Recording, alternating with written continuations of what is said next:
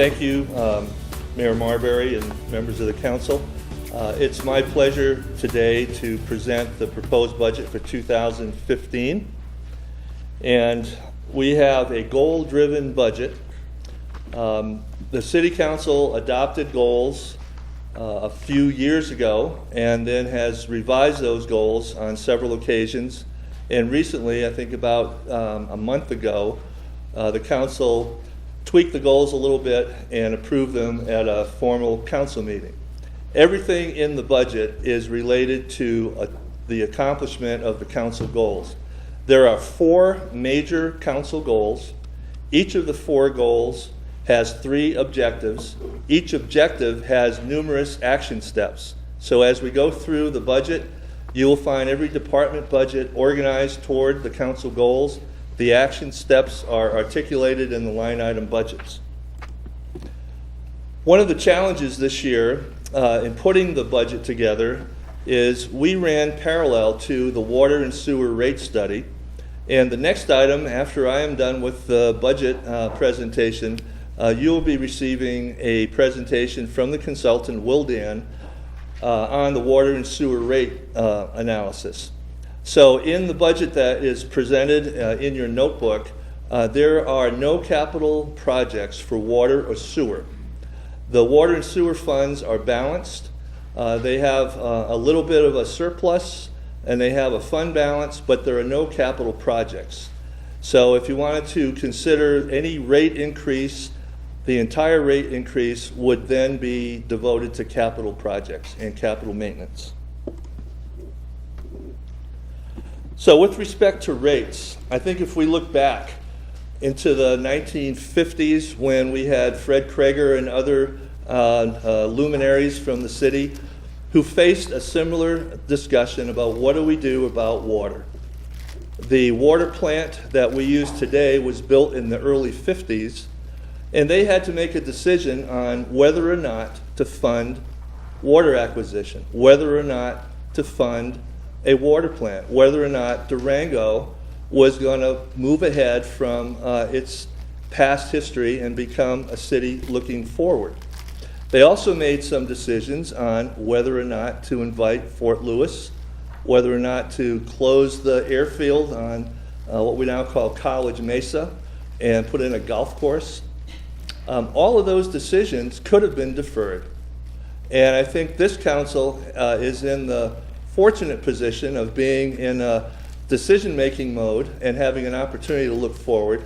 You're also in the unfortunate position that previous councils, to some degree, have decided not whether to, but whether not to do some of these decisions. So capital maintenance has been postponed. And you're going to see during the water and sewer rate study presentation how that has impacted the current condition of our infrastructure. So if we're just making decisions on whether or not to do something, we're not getting the full picture. And with respect to water and sewer rate analysis, I'm sure you're going to want to consult with the Utilities Commission. I'm sure you're going to want to think about public input. I'm sure you're going to want to think about other alternatives to what is being presented. We think we have a good proposal. The consultant's done a lot of work. It may not be the proposal that you accept 100%, but if we don't fund infrastructure, you're just postponing that decision to a subsequent council. The theme for the last few years has been maintain what we have. And this budget is oriented in the same direction. We have to take care of the infrastructure that we've inherited. We have to take care of the streets. And if you were around here on Sunday or Saturday night, the drainage, water, sewer, and so forth, our city buildings.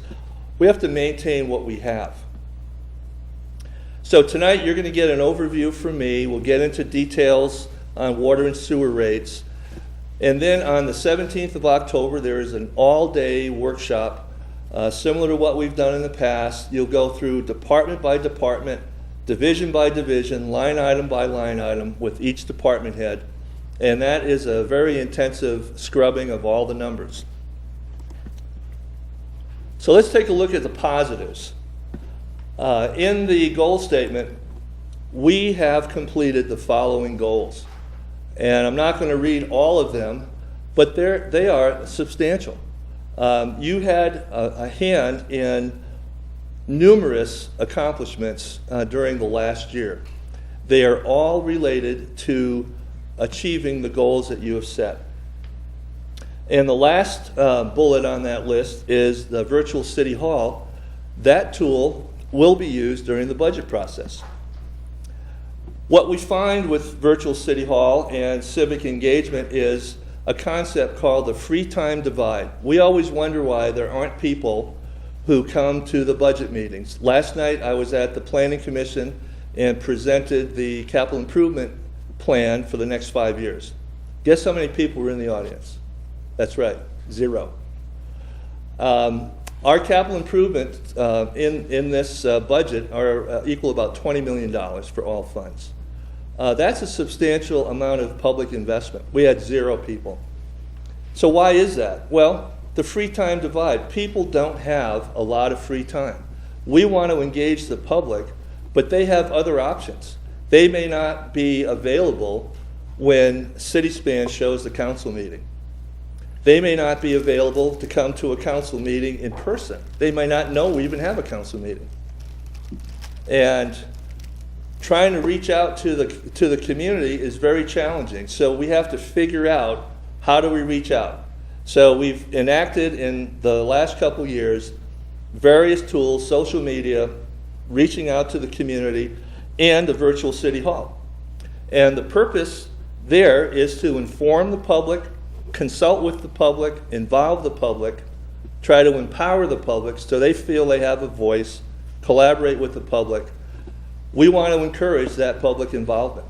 The budget is stronger with public input. So in doing the budget, I send out some instructions to the department heads, and those instructions are related to my interpretation of the council goals and individual discussions I have with council. So we made some assumptions in putting together the 2015 budget. The first assumption is retail sales tax activity will increase 6% over the adopted 2014 budget. And right now in 2014, we're tracking pretty close to that. We also see the downtown as being the crown jewel of the community. Many of the city services in various departments give priority to the downtown. We sweep the streets there more often. We sweep them in the off hours. We do police patrols, do walking patrols. We have a lot of programs in various departments that relate to the downtown. Wilson Gulch Road. The council just approved funding for that. We're doing certificates of participation. Earlier today, the mayor asked me what the timeline. We should get the bids back within about 3 or 4 weeks. We hope to be under construction in November. So we'll see dirt moving in November, and they'll work as long as the weather will permit that activity. There are 2 new hotels that are likely to happen in 2015. We actually have 4 hotels that are working with the planning department, and for the assumption on the budget, I just said 2 of them are going to be up and running. We could be lucky and get all 4. Twin Buttes is really putting a lot of effort in their infrastructure. There's over 680 residential units in Twin Buttes. A lot of the infrastructure is all front-ended. They also have some commercial. They hope to be selling houses in July of 2015. Our building permits are exceeding the level that we experienced in 2007, and I believe 2007 was our busiest year. Perhaps if this continues, we'll have over 50 single-family building permits issued to 3 Springs alone. I got ahead of myself with that bullet. That happens. Today, the Durango Local Licensing Authority met. We considered 3 retail marijuana shops. All 3 were approved unanimously. We can see them open within a matter of weeks. We also approved the testing facility, and that will be open, I think, in a matter of weeks as well. Right now, medical marijuana accounts for 1% of the general fund sales tax. And the last assumption is the city infrastructure remains a maintenance priority for us. So when we go over budget numbers, as I will do in just a moment, we have to keep those in context. And when we do that, frequently we're compared to what we did in the past. We're also compared to where we are with other cities. And we have to be able to, as staff, explain to the public, explain to the council why these numbers are important, why we should invest in these departments in the way we're presenting the budget. So let's start with sales tax. Sales tax is our most volatile revenue source, and it's also the most profitable. So if you go back to 2004 in this chart, you'll see that when we had the Great Recession, we made some significant cutbacks. And in 2008, that was the most sales tax we had ever collected to date in the history of Durango. And that was short-lived, and it dropped down with the recession. In 2013, we exceeded the 2008 number. 14 will exceed that again, and as you saw earlier, we're projecting 6% on top of this 2014 projection. Compared to other mountain communities, compared to other resort communities, and a resort community could be a summer resort, could be a winter resort, we benefit from a two-season resort market. The ski season for us is important. We're not the biggest, Durango Mountain Resort is not the biggest ski resort in the Western Hemisphere, but it's important to our local economy. We have people returning year after year to go ski Durango Mountain Resort. So you see the January numbers are the first skier visits and also the result of Christmas spending in December. We have a very strong and long summer season. People come here for a variety of reasons. Ride the train, jump in the river, go rafting, go fishing, go hiking. That gives us a second peak. So if you were to look at this chart for a community like Breckenridge, you would see a much higher January and February, and then it would drop off in the summer months. Telluride would be similar to that too. Telluride has a little better summer season than Breckenridge with their festivals, but not much better. So, explaining the sales tax to the public is very challenging because it's very confusing. Our sales tax is 3%. 2% goes right into the general fund. It funds police, street department, city clerk, city manager, council, finance, and so forth. Then we have a half cent that was approved by the voters in 1999, and that is for the rec center. It pays the debt service, and it pays the operating deficit, annual operating deficit of the rec center. It also pays for the Animas River Trail and Greenway improvements. So you're going to see in the budget that there are some projects paid out of the 99 half cent. The 2005 half cent is then divided into half. So if you remember your fractions in the 5th grade, you divide a half cent by half, you get a quarter cent. And that quarter cent for capital improvements pays debt service on the library and debt service on Florida Road. That is not enough money on Florida Road to pay off the debt service, so we have to take a little bit out of the road impact fee. So let's talk about the fund balance. That's an important policy question for the council. And last year, you directed staff in the budget process to take $2.3 million from the fund balance and devote that towards streets. And I'm going to show you a slide in a few slides about what that meant to the street department. We didn't take 2.3 out. We only had to take 1.7 out because we put in more money than we thought. So if you think of that as a big bucket, we added more than we thought we were going to add, so we took out less. In 2015, this budget requests the council to take $1.275 million out of the fund balance for one-time capital projects. And then this barrel is one of my favorite slides. TABOR, the Taxpayer Bill of Rights, requires us to maintain a fund balance. And it's $1.1 million. On top of that, the City Council requires us, through policy, to have a 2-month reserve. So if everything were to close down, or if we had some kind of catastrophe, we could still operate the city for 2 months with this reserve. On top of that, we have another $1.1 million, and that $1.1 million is what's left after you take out the $1.2 million I just referred to. So if you didn't take it out, we'd have $2.3 million.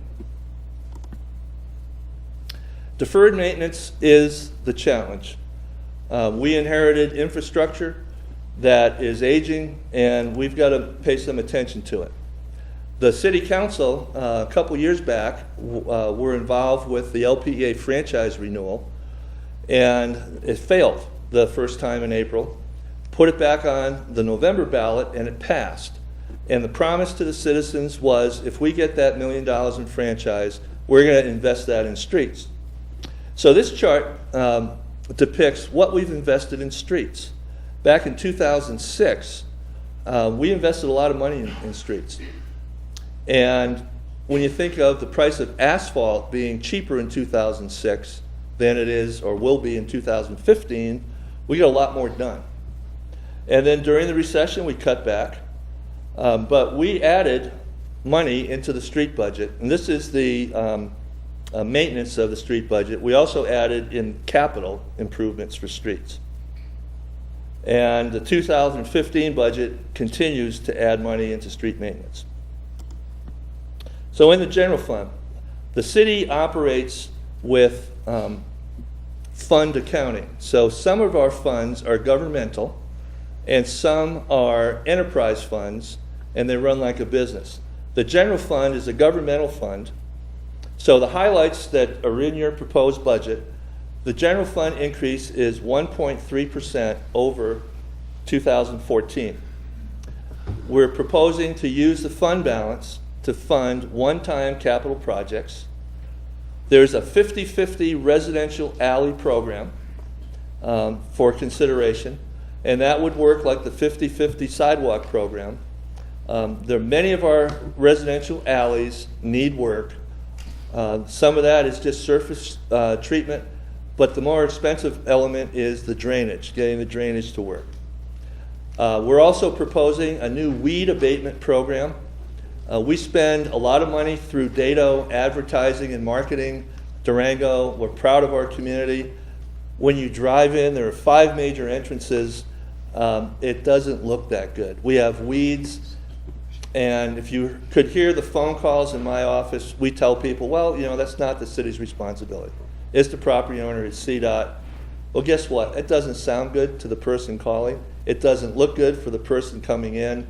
We can do better, and we can have a better appearance with a weed crew, and that's in the Parks and Rec department. We paid attention to the human side of the budget. We are not a human service provider, unlike the county, but we've found money to increase the human services block grant by 5%. We've had discussions with the council about ADUs and the fees that may be charged to people. We're going to have to find a way to finance that, and right now we would propose a program similar to what we do with the 50-50 sidewalk. You can pay us back over 5 years on a monthly basis. And last year we got hung up on the Buzz Bus. It's, I think, $28,000. I want to put your mind at ease. The Buzz Bus is intact. We do have some statistics that ridership is down. That may not be a bad thing. It may mean that the taxi service and other conveyors are doing a better job. The council typically asks, well, are you adding people? Yes, we are in the general fund. There are 4 new full-time equivalents, and then you'll see a couple of part-time people reclassed to full-time. We had a discussion a couple years ago related to the Affordable Care Act. We pay insurance for people after a certain number of hours you work, and if we're going to pay the insurance, they might as well work 40 hours, so they'll go from part-time to full-time.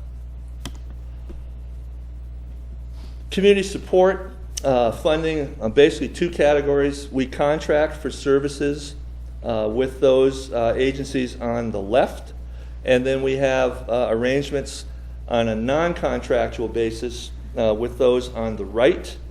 There are some new programs that are suggested here, and we'll go over those, I think, at next week's study session, but I'll call your attention to an accessibility block grant.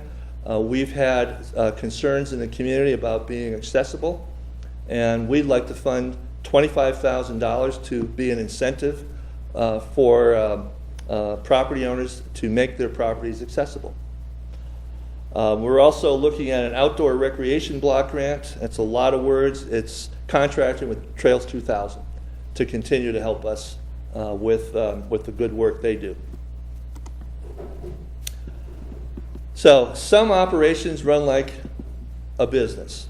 And when we run it like a business, people say you're not making it affordable. There's no 100% perfect system, but we try to run these operations like a business. So let's look at the water fund. You're going to hear about the water rates in a minute. We have 3 new positions that we're reclassifying, or 3 positions we're reclassifying. And based on what you approve for rates, that'll determine the list of capital projects. This is showing the deferred maintenance in the water fund. In 2006, we completed 0 capital projects. And in 2014, you'll remember, we had some projects going on. We need to do more than what we're doing in 2014. We're catching up for years past. Whether or not you decide to fund these improvements is just passing it down to a future council. So the positions that are being reclassified are just listed here. I'm not going to read them all. They're all in your book. Let's go to the sewer fund. The sewer fund is in more critical need of funding and upgrades. So again, the sewer study, there's some staffing changes, and their capital improvements are dependent on the rates. The last 2 years under Steve Salka, we've put a lot of money into fixing lift stations, making some of our pumps variable speeds, making as many improvements as we could.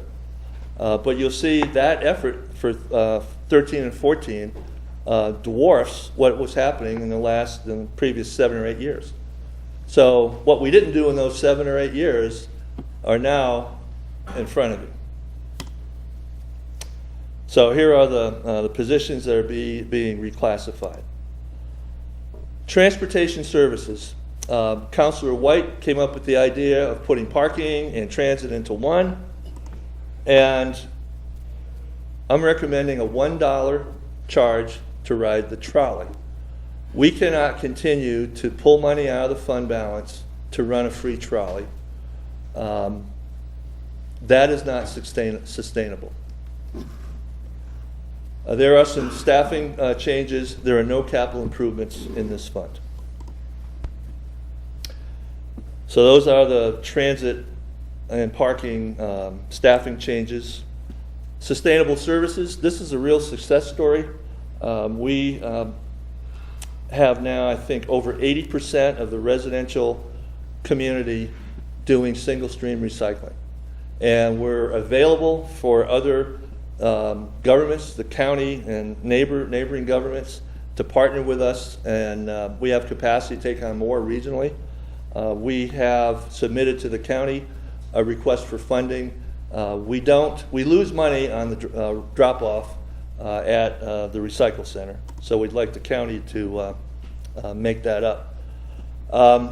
We're also looking at the infrastructure, and we are recommending a 3% increase in rates. We found that if you skip a year on rate increases, you're postponing only to find out a bigger increase somewhere in the future. There are no capital improvements. We have one reclassification. The fund, again, on the residential single stream is a success story. Airport fund, there's been quite a bit of activity with the terminal master plan. We have a new director, Kip Turner, is doing a great job. Our employments are up.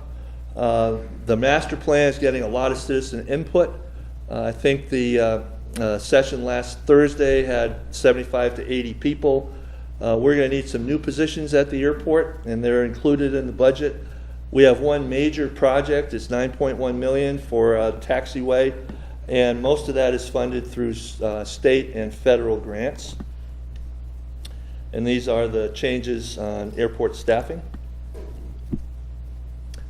So as I conclude, we have a calendar of completing the budget.